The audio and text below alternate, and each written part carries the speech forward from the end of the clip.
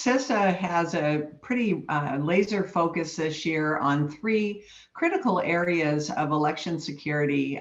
The first, of course, is cybersecurity. The threats that we saw going back to 2016 really haven't gone away, and in fact, they've gotten a little bit wider and more pervasive. But we have really worked on resilience in that sector, so we'll continue that work in cybersecurity.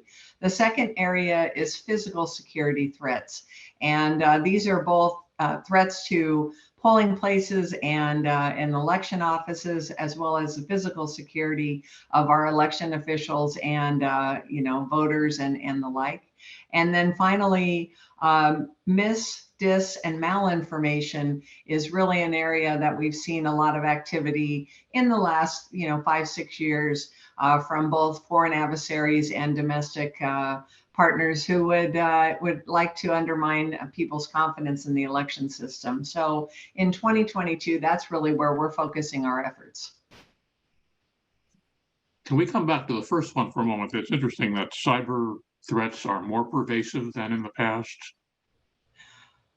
Well, and maybe I'm overstating some of it, but they haven't gone away, and the threats that we saw in 2016, like Iran trying to get into our voter registration systems, our voter registration databases.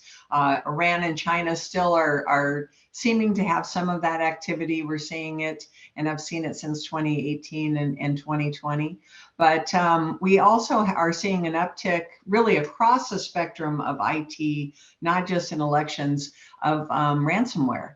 And that seems to be a threat that was here before, but I think we're seeing much more activity in the ransomware arena, and it's hitting county governments, local governments, and certainly has a potential for election offices. So it's always evolving, always changing, and we just try to prepare our election officials in ways that they can try to prevent it and detect it if it happens, and then if it does, having a response plan and a plan to recover.